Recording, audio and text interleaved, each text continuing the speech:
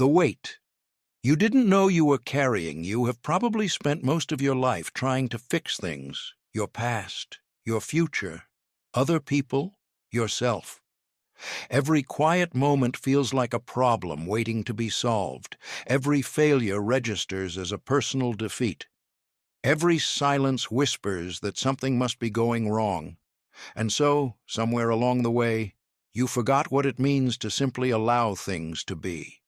You forgot how to leave a moment alone, to stop dissecting it, to stop improving it, to stop bracing against it.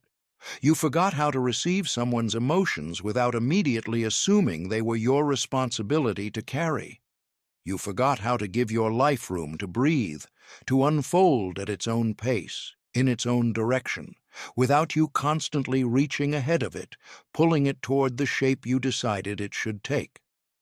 But here is the truth that no one tells you plainly enough.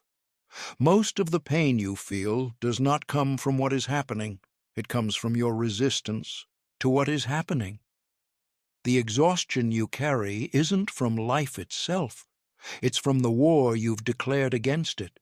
And somewhere beneath all that striving, all that controlling, all that constant management of outcomes and impressions and timelines, there is a quieter version of you, one who hasn't been given permission to simply exist. This is not a story about giving up. This is not an invitation to become passive, to stop caring, to let the world roll over you without a word.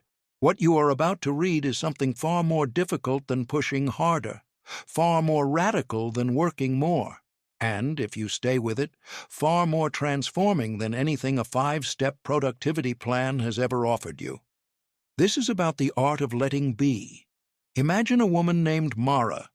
She is 34 years old, living in Zurich, and by every visible measure she is doing well. She has a career in financial consulting that she built from nothing, no inheritance, no connections, just 12-hour days and a refusal to ever appear uncertain. She has a beautiful apartment near the lake. She has friends who admire her. She has a gym routine, a reading list, a skincare regimen, and a notes app filled with monthly goals that she reviews every Sunday evening with a cup of tea she never fully enjoys because she is already thinking about Monday. Mara does not think of herself as anxious. She thinks of herself as prepared.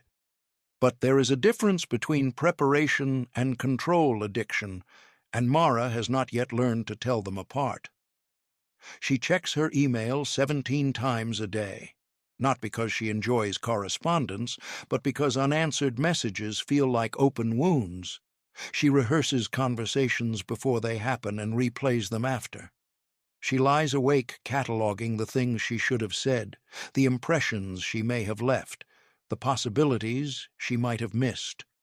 She wakes at 5:47 a.m., not 6 o'clock, not 5:30, but 5:47, because that precise window makes her feel like she is outrunning something, though she could not tell you what. She has never once missed a deadline. She has also never once been fully present for a single dinner with friends, because some part of her is always 3 steps ahead, running calculations, mapping contingencies, monitoring for threats that may or may not arrive.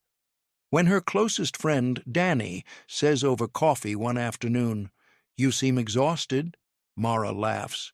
"I'm fine," she says. "I just have a lot going on." But that night, alone in her apartment with the lights low and the city humming outside her window, she sits on her couch and cannot, for the first time in years, think of a single thing she actually wants to do. Not because she is bored, because she is empty, because she has spent so long managing everything around her that she has lost track of what is inside her. This is where the story of control always ends, not in collapse, not in disaster, in quiet, inexplicable emptiness. The belief system that drives this kind of life is seductive because it masquerades as virtue. We are told that struggle means value, that if something is easy, it probably isn't worth having. That relentless effort is the only honest currency. that stillness is laziness in disguise, and that if you are not optimizing, not pushing, not fixing, you are falling behind. This is not ambition. This is anxiety wearing ambition's clothing, and it is everywhere. You check your phone the moment you open your eyes in the morning. Not from excitement, but because your nervous system has been trained to expect problems before the day has even officially started. You plan your day in blocks so tight there is no room for surprise, not because you love structure, but because unstructured time makes you feel unsafe. You overthink every text message, every glance, every pause in a conversation, not because these things are complicated, but because your mind has learned that silence is a signal and signals must be decoded. You live, in other words, as though life is a machine that will break the moment you stop watching it. But life is not a machine. Life is a rhythm, and you were not built to fight it at every turn. You were built to move with it. Here is what most people discover only after years of exhausting themselves. The things you are trying so hard to control, most of them resolve themselves when you step back. That relationship where you feel the constant pressure to explain yourself. Maybe it isn't broken. Maybe it just needs room to breathe. That dream you've been trying to force into the exact shape you imagined. Maybe it is already opening. Just not according to your timetable. That feeling you've been suppressing with podcasts and routines and carefully curated distractions. Maybe it doesn't need to be solved. Maybe it just needs to be felt. But no one taught us this. We were taught to treat every feeling like a malfunction, every period of stillness like a setback, every moment of uncertainty like a crisis requiring immediate management. Think about the moments in your life when something genuinely beautiful happened. Did it happen because you planned it perfectly? Or did it happen in the space between plans, in an unexpected conversation, a detour, a moment of lowered guard when you stopped trying to make things happen and something simply did? Most people, when they sit with this question honestly, will find the same answer. The best things didn't come from control. They came through surrender. Not surrender in the sense of defeat, surrender in the sense of release, of saying, I have done what I can. Now I will allow what is meant to come. There is a very old story, told in different forms across different cultures, in Zen monasteries and Sufi poetry and the letters of Roman philosophers, about the man who grips the rope so tightly that he cannot feel his own hands anymore. He is afraid that if he loosens his grip, the rope will disappear. But what he does not realize is that the rope is holding him back. And the moment he opens his fingers, not to fall, but to let go, he discovers he was standing on solid ground the whole time. You are standing on solid ground. You just haven't loosened your grip enough to feel it. There is a particular quality that people who have learned to let be seem to share. It is not passivity. It is not indifference. It is steadiness. They are the stillness in the storm, the signal in the noise. They do not react to every shift in the weather of a room. They do not measure their worth by how busy they appear. They do not need to be seen fixing everything in order to feel like they belong. They are simply present. And that presence, unhurried, undefended, genuinely available, is more compelling than any performance of competence. Mara learns this on a Thursday afternoon in November. She is supposed to be on a call at 3 p.m. The call is canceled 40 minutes before it starts. She has suddenly an unplanned hour.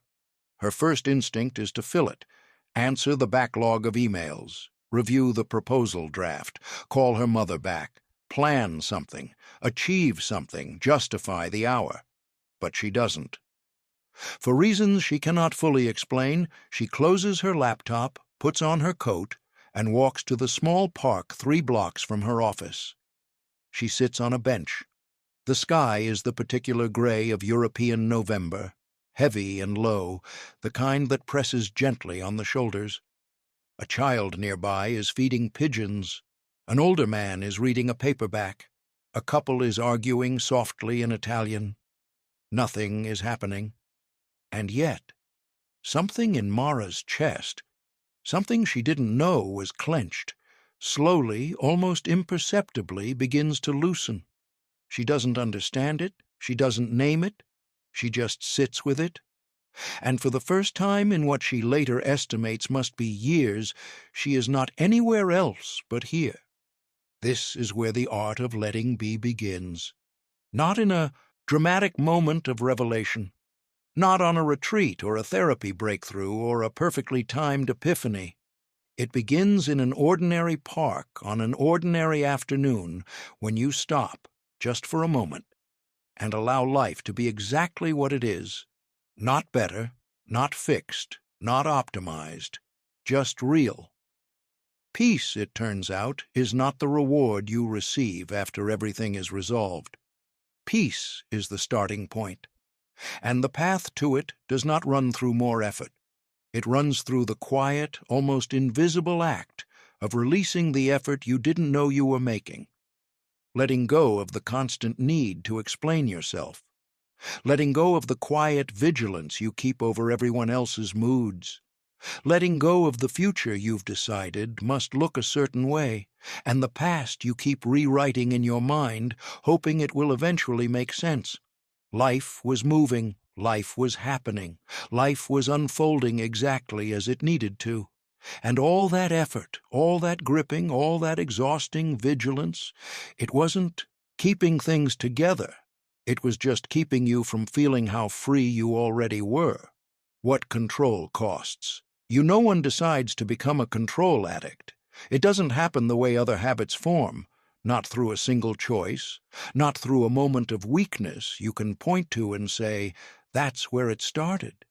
It happens the way most deeply ingrained patterns happen, gradually, invisibly, in response to a world that once felt unsafe and a younger version of you who needed, desperately, reasonably, intelligently, to find some way to make it feel less so.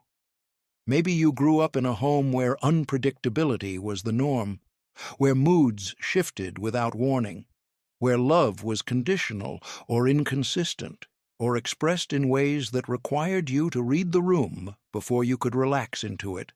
And so you became extraordinarily skilled at reading rooms, at anticipating, at adjusting yourself before anyone had to ask, at making yourself useful, presentable, agreeable, because useful and presentable and agreeable people were safer than people who simply showed up as they were. However it started, at some point the coping mechanism became the operating system. The strategy that once protected you became the cage you forgot you were living in. And the cost of that cage, the real cost, the one that doesn't show up on any balance sheet, is enormous. The first cost, your attention, when you are always monitoring, always scanning for what could go wrong, what might need adjusting, what impression you are making. You are never fully where you are. You are physically in one place and mentally in 5 others. You are in the conversation, but also evaluating the conversation. You are at the dinner table, but also running projections about what the evening means. How many conversations have you had in the last month where you were genuinely, fully present, not preparing your next point, not monitoring the other person's reaction, not composing your face into the appropriate expression, but actually there, receiving what was being said, feeling what it stirred, responding from that real place rather than from the managed one? For most people living inside the grip of control, the honest answer is very few, perhaps none. You are missing your life, not the big moments. Those break through even the thickest walls of vigilance, but the ordinary ones, the ones that, in aggregate, are life. The second cost, your relationships. There is a man named Tariq who lives in Dubai. He is 41, runs a logistics company, and has a wife named Selin, and 2 children he adores, or believes he adores, which is not quite the same thing, though he would not yet understand the difference. Tariq is the kind of man people describe as dependable. He is the one who shows up early, who has already thought of the problem before you mention it, who remembers what you said 3 weeks ago and has already acted on it. His colleagues trust him implicitly. His family relies on him completely. But in his home, there is a particular quality of tension that no one names, a tightness in the air during dinner when he hasn't been told about something that happened during the day, a silence that falls when his wife, Seelan, mentions a decision she made independently, and he goes quiet in that particular way that everyone in the room has learned to recognize and brace against. He doesn't yell. He doesn't criticize. He asks questions, careful, measured, reasonable-sounding questions that are somehow, underneath their reasonableness, not really questions at all. They are audits. They are the administrative arm of a need that has never been openly acknowledged, the need to know, to be consulted, to be, in some essential way, the axis around which the household revolves. Seelan loves him. But she has also, over the years, learned to edit herself, to pre-calculate which decisions are safe to make without him. The 12-year-old Layla is already developing the habit of framing her requests carefully before she presents them. She is 12. She should not yet need this skill. This is what control costs relationships, not loudly, not through cruelty, but through the slow, steady atmosphere of management, the feeling that love, in this space, comes with terms. The third cost, your body. This one is physiological, and it is perhaps the most honest measure of what chronic vigilance actually costs. Your nervous system was not designed to be in permanent readiness mode. The stress response, the cascade of cortisol and adrenaline that prepares your body to fight or flee, is brilliant at its job when deployed occasionally and for genuine emergencies. It is catastrophic when it becomes the baseline, the clenched jaw, the shoulders that won't release, regardless of how many times they're told to, the shallow breathing that never quite reaches the belly, the sleep that is technically sleep but never feels truly restful because some part of the mind remains on watch even in the dark. None of these are incidental. They are the body's faithful record of what the mind is doing. There is a woman named Ji Woo who teaches architecture at a university in Seoul. She is 47 and 3 years ago was diagnosed with an autoimmune condition that her doctors connected carefully to chronic stress. She was forced, not invited, forced, to take a 6-month leave from her work. I kept making lists, she says, of everything I was falling behind on. I was on medical leave and I was still working, just in my mind. I couldn't stop. The turning point came through exhaustion. Somewhere in week 4, she simply ran out of the energy required to keep constructing the mental management system. She lay in bed one morning, sun coming through the curtains, and instead of reaching for her phone or her notebook, she just lay there, looking at the light. I didn't do anything, and the world didn't end. I realized I had been holding my breath for approximately 19 years. She returned to teaching differently. She restructured her classes to allow more space for student-led discovery. She began taking Sundays completely offline. She started practicing what she now teaches her students as a design principle, but which she has come to understand is also a life principle. Leave room for what you didn't plan, because what you didn't plan is often exactly what the thing needed. This is the paradox at the heart of control. The tighter you hold, the more you lose. You believe, you have to believe, because the belief is the engine of the whole system, that without your vigilance, things will fall apart. But this is the control system's great and sustaining lie, because when Tariq, slowly, imperfectly, in the context of couples therapy that his wife finally, gently insisted upon, begins to loosen his grip on the household. What he discovers is not dissolution. What he discovers is his wife actually laughing in the kitchen, his daughter telling him something real, his son leaning against him on the couch without the particular stillness that children adopt around adults they are slightly afraid of. He discovers his family, the one that was there all along, just waiting for enough space to show itself. This is what letting be returns to you. Not perfection, but presence, actual, unmediated, available to what is happening presence. The practice of release. Most people, when they first encounter the idea of letting be, make the same mistake. They treat it like a destination. They imagine that somewhere on the other side of their current struggle, if they read enough, reflect enough, understand enough, they will arrive at a place called letting go, a serene plateau where control no longer tempts them, where stillness feels natural, where they have finally, permanently resolved their relationship with uncertainty. This is not how it works. Letting be is not a destination. It is a practice.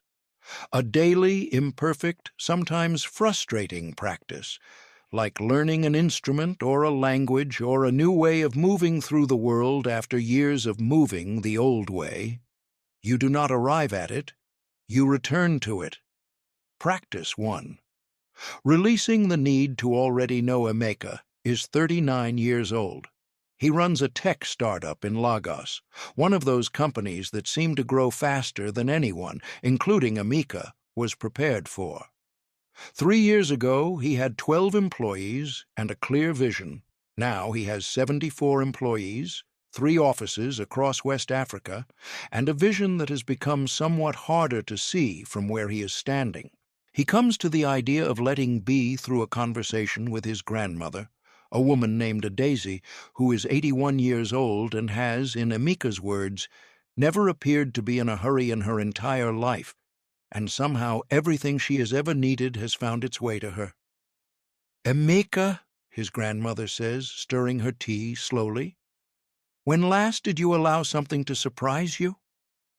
He thinks about this. He cannot remember. Because you have become a man who is always one step ahead of life, and life does not like to be outrun. It will always find a way to remind you that it is faster. He drives back to Lagos, with her words sitting in the passenger seat beside him. Over the following weeks, he begins to experiment. He walks into his weekly leadership meeting with no conclusion already formed. He asks his team, "What do you see that I'm not seeing?" And then, this is the hard part, he does not immediately respond to what they say. The decision they eventually reach is not the one Emeka would have made alone. It is better, not dramatically, but in the quiet, structural way that decisions made with genuine input tend to be more durable, more trusted, more alive to complexities that a single perspective always misses. Emeka notices something else after the meeting. He is less tired than usual, because performing certainty is exhausting in a way that genuine inquiry is not. Holding the shape of someone who already knows requires a constant expenditure of energy that most people mistake for leadership. It is not leadership, it is performance. And performance, sustained over years, empties you. His wife, Nkechi, tells him something during this period that he writes in his journal and returns to often. "You started listening to me differently. You stopped finishing my sentences. You just listened.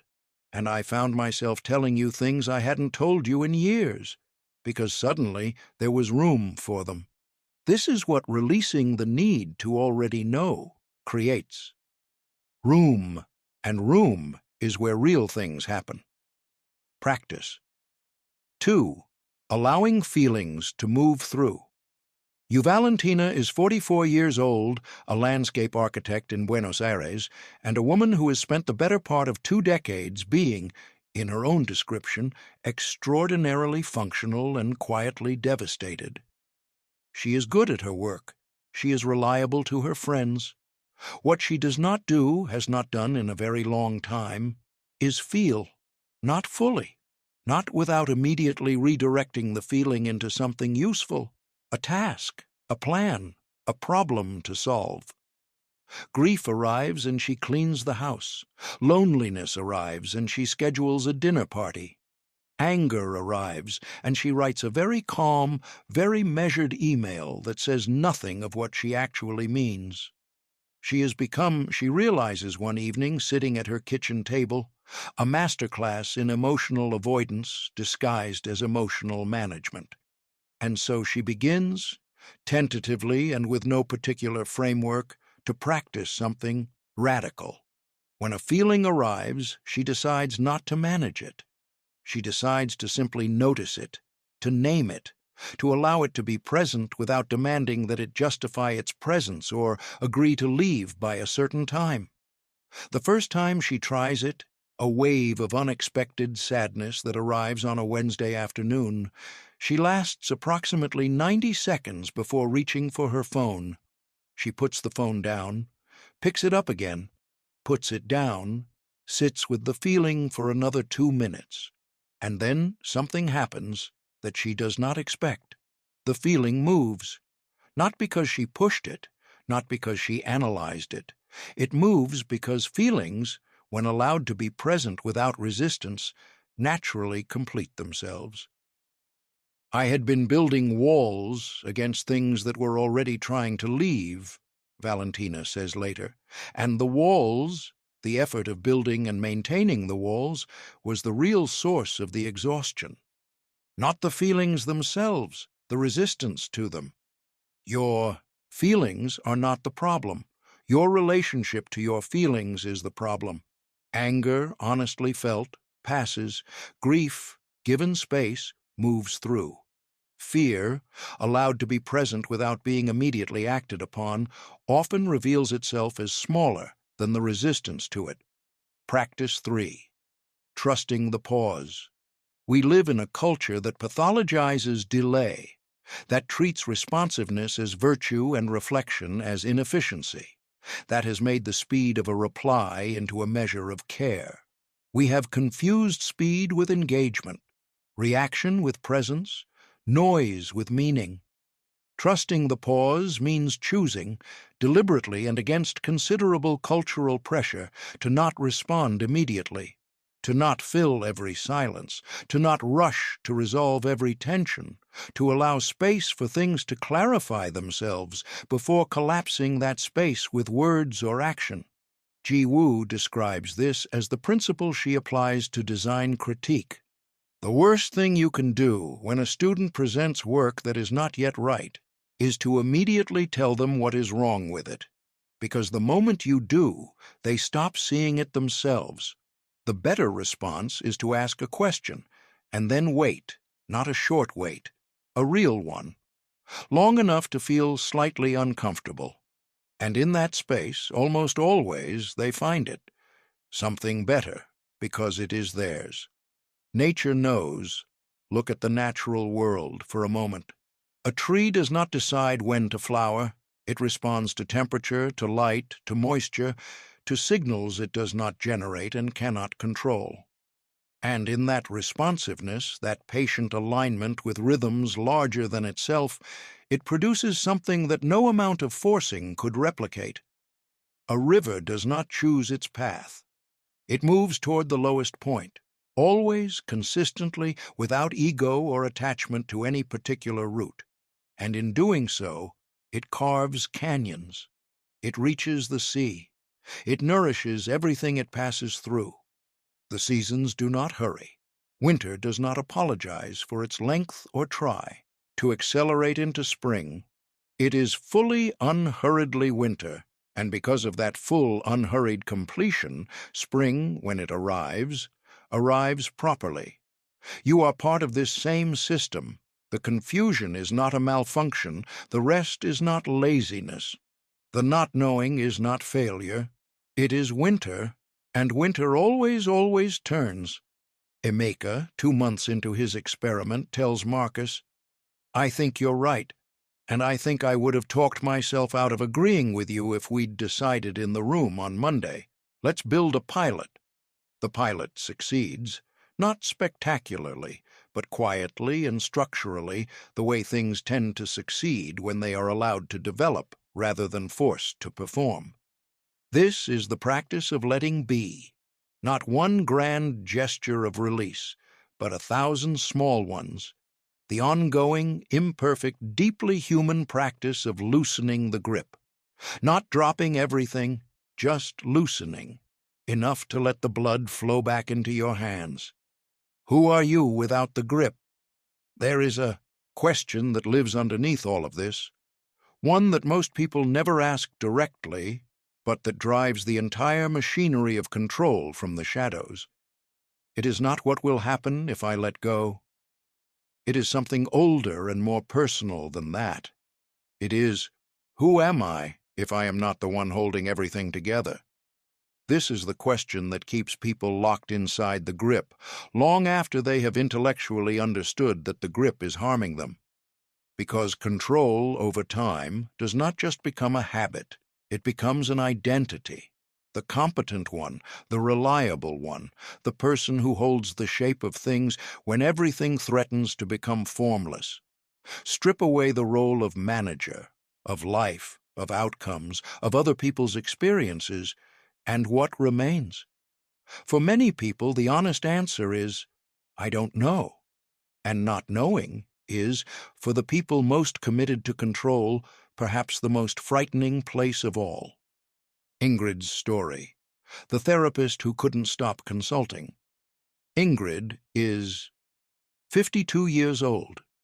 She is a therapist based in Amsterdam, which means, with considerable irony, that she has spent the last 26 years helping other people release the patterns that she herself, until recently, could not release. Her husband, a quiet Dutch architect named Peter, once said something to her that she carried for weeks before she allowed herself to fully hear it. They were washing dishes after a dinner party, one of those ordinary domestic moments that somehow contain extraordinary things.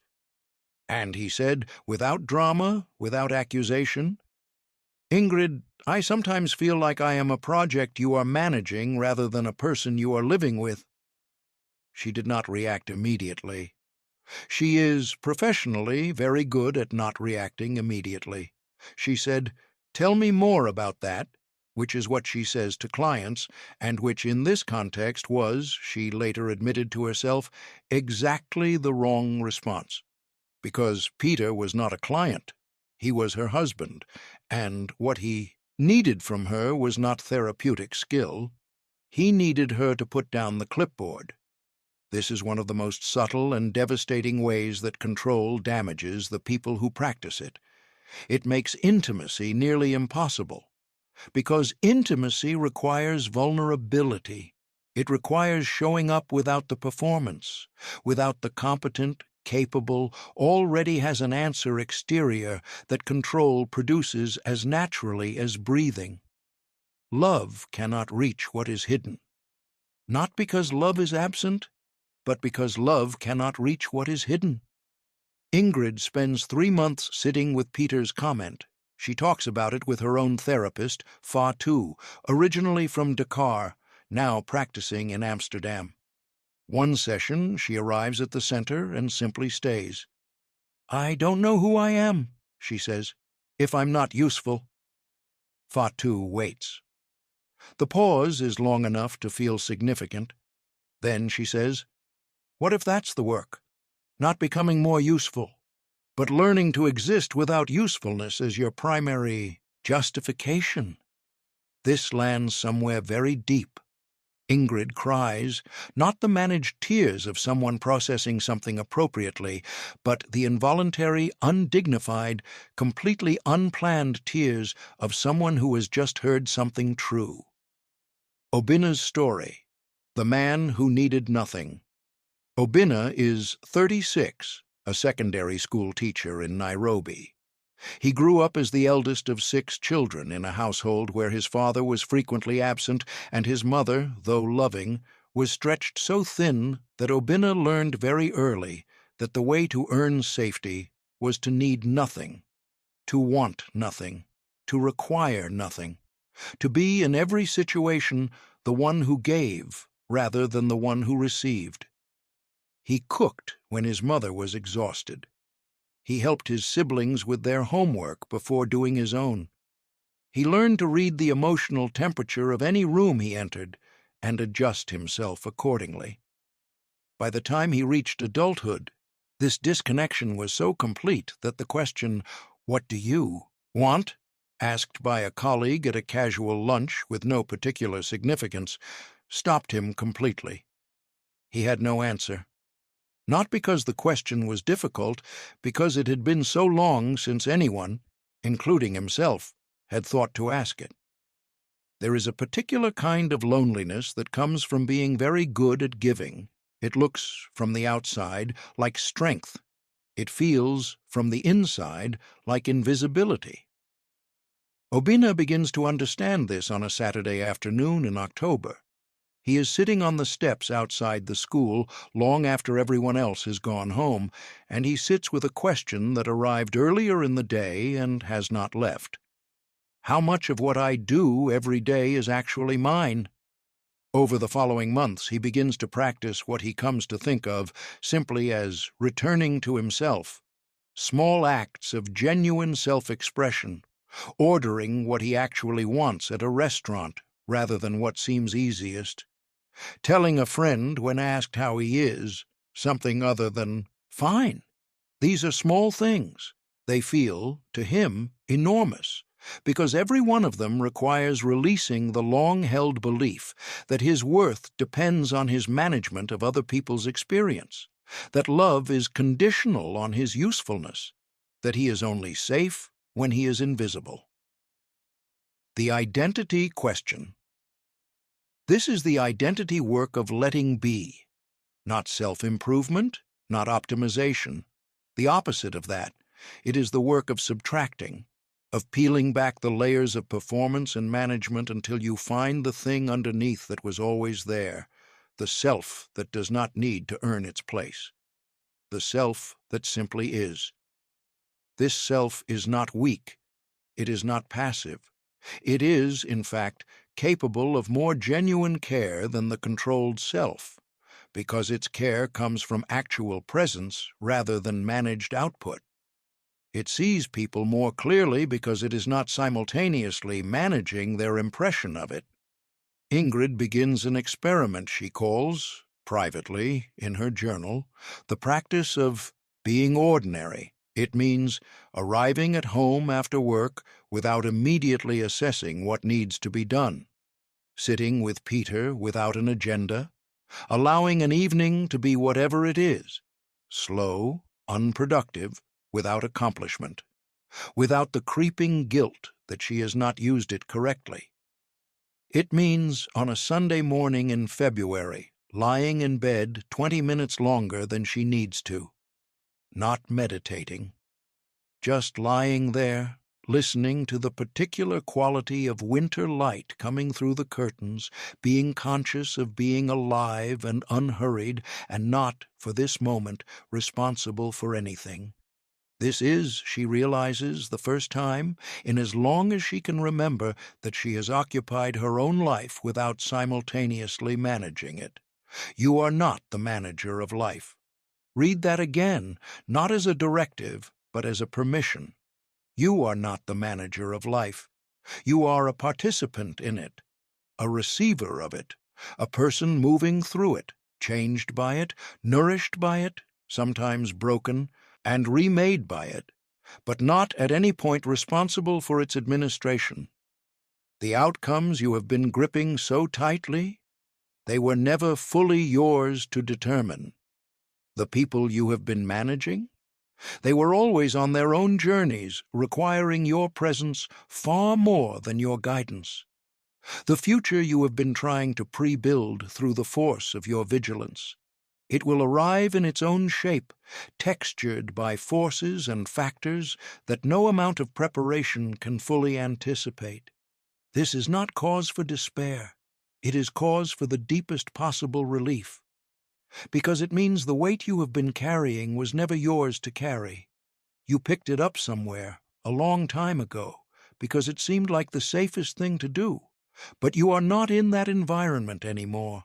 Set down the clipboard and see what is there, in the space that opens, in the hands that are suddenly free, in the self that has been waiting, quietly and without complaint, for exactly this, the permission you've been waiting for. There is a particular kind of mourning that people who have learned to let be describe in almost identical terms, regardless of where they live or what language they dream in or what their life looked like before they arrived at this understanding. It is not a dramatic mourning. It is not the morning after the breakthrough or the morning of the revelation. It is, by every external measure, an ordinary morning. The light comes through the window the way it always does. The city outside makes its familiar sounds. The day ahead contains the same mixture of obligation and uncertainty that every day contains. But something is different, not in the world, in the person moving through it. There is a quality of ease, not happiness, not excitement, not the performed contentment of someone who has decided to think positively, but ease, a sense of being, for the first time in a very long time, actually present in their own life, a sense of the floor being solid beneath their feet, of the breath moving all the way down. Mara's supermarket. Mara does not have her transformation on a mountaintop or in a therapist's office or during a silent retreat in the Portuguese countryside, though she will later joke that she briefly considered all three. She has it in a supermarket. It is a Tuesday evening in late autumn. She is standing in the produce section holding 2 bunches of grapes, and she cannot decide which to buy. She knows this is not a difficult decision, and yet she stands there, feeling the familiar machinery start up, the analysis, the comparison, the calculation of which choice is objectively better, the absurdity, which she is fully aware of even as she experiences it, of treating the grape decision with the same weight she brings to quarterly financial planning. And then something shifts. She cannot explain it precisely, even later. It is not a thought. It is more like a small internal release, as if something that had been held at a particular tension simply, quietly, lets go. She puts both bunches back. She picks up a third one that she had not previously considered. She puts it in her basket without analysis, without comparison, without a single second of reconsideration. And she laughs. Not because it is funny, exactly, because it is free. She stands in the produce section of a Zurich supermarket and laughs, and a woman nearby gives her a slightly concerned look, and Mara does not care even slightly, which is itself, she realizes, a kind of miracle. She will spend the following weeks returning to that feeling, losing it, finding it again. Some days it is accessible and some days it is not. Some mornings she wakes and the old machinery is already running before she is fully conscious.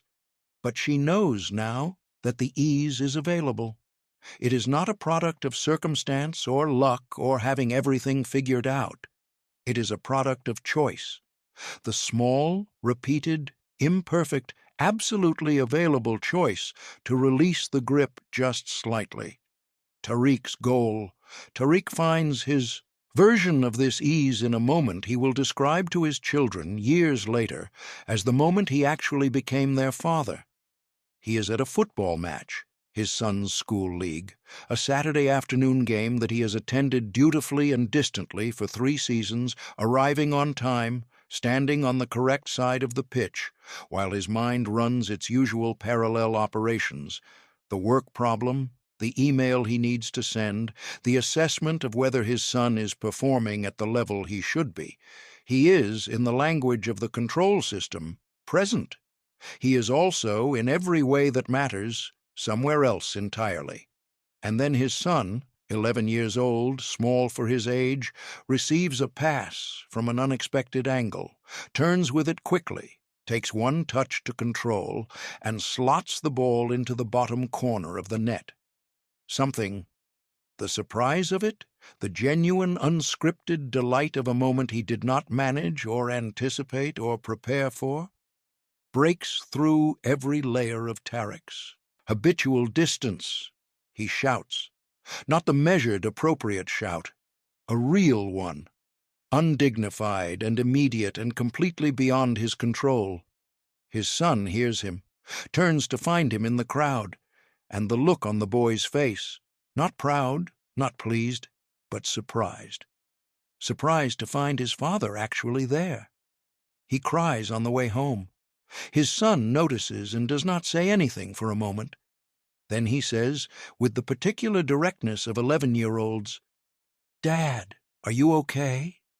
And Tariq, for the first time he can remember, answers honestly, "I think I'm just starting to be." Obina's wall.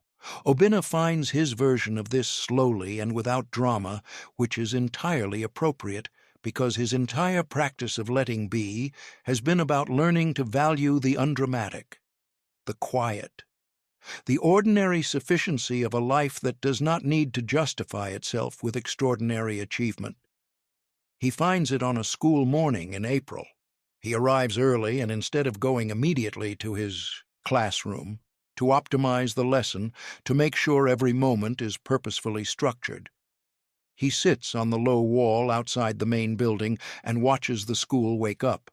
Students arriving in groups, teachers crossing the courtyard, a cat that apparently lives near the science block, moving with the particular authority of cats who have decided that a place belongs to them. A tree near the gate that he has walked past 1,000 times, but never, he realizes, actually looked at. He sits there for 20 minutes. He does nothing. He prepares nothing. He optimizes nothing. And when he walks into his classroom and a girl in the front row asks, "Mr. Obina, are you all right?" "You seem different today," he smiles and says, "I think I just arrived." The lesson that follows is the best he has taught all year. He was not managing the lesson, he was in it. And there is a quality that students feel, that any person in any room feels, when they are in the presence of someone who is genuinely, undefendedly there. Presence cannot be performed. It can only be inhabited. Now we arrive at you, not Mara, not Tariq, not Obina, not Emeka. You, the person who has been reading this, perhaps recognizing themselves in one of these stories, perhaps recognizing themselves in all of them. You have spent a significant portion of your life trying to fix things, manage things, control the shape of outcomes that were never fully yours to determine. You have been vigilant and prepared and responsible and capable. You have held things together, often impressively, often at considerable personal cost, and you are tired. Not in the way that sleep fixes, in the way that only release fixes. So here is what I want to say to you. As directly and as honestly as I can, you are allowed to stop. Not forever. Not everything. Not in the ways that genuinely require your attention and care, but you are allowed, right now, in this moment, to stop performing, to stop managing, to stop being the person who has it all handled and just be, for a moment, the person who is here.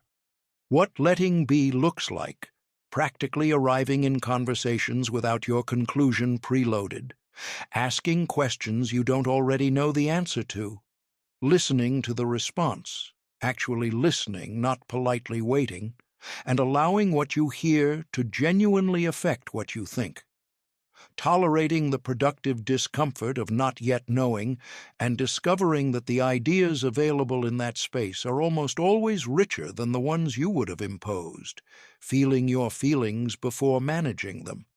When something arrives, grief, fear, anger, loneliness, giving it a moment before you redirect it into usefulness, naming it, sitting with it, trusting that it is not permanent, not catastrophic, not a malfunction that requires immediate correction.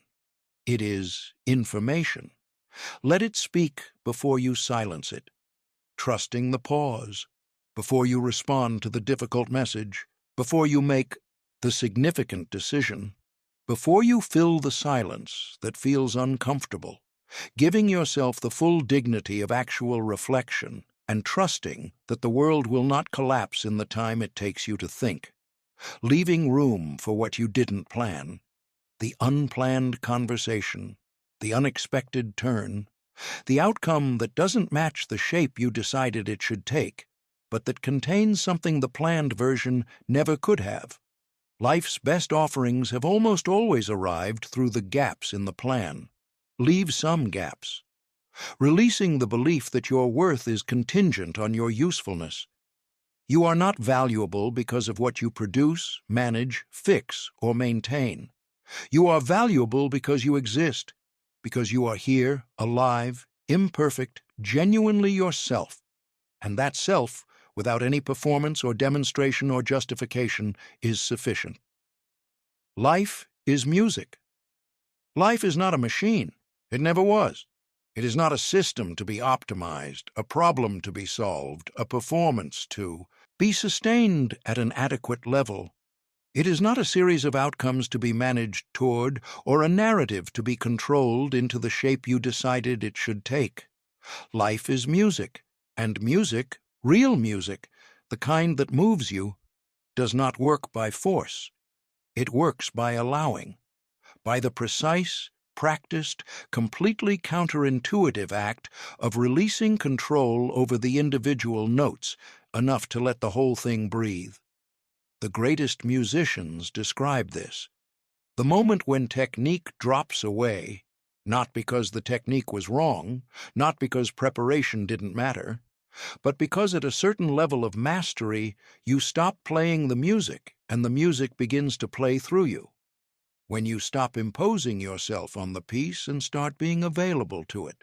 This is what letting be feels like, not the absence of effort, not the abandonment of care, but the transcendence of the kind of effort that fights the material, and the discovery of the kind that works with it. You were not born to fight your life. You were born to live it, fully, presently, with all your senses and all your attention and all your genuine, unmanaged, imperfect humanity available to whatever this moment contains. The permission. There are some things that do not arrive through effort. They arrive through the withdrawal of effort, through the creation of space where before there was only agenda. They arrive when you stop watching for them. The relationship that could not breathe under the weight of your management, and then, given space, opened. The creative work that was stuck because you were forcing it, and then, when you turned away, began to move.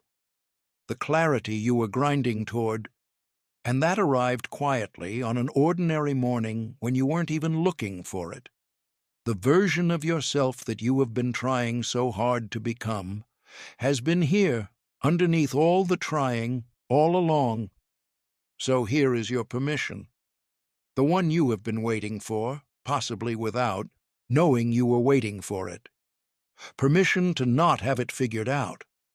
Permission to feel what you feel without immediately converting it into something manageable. Permission to arrive in your relationships as yourself.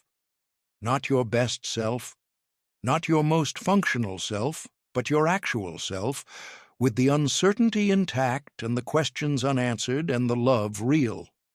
Permission to trust that life knows something you don't, that the detour is not a mistake, that the delay is not a punishment, that the silence is not emptiness but space, the particular, sacred, generative space in which the things that matter most tend to grow.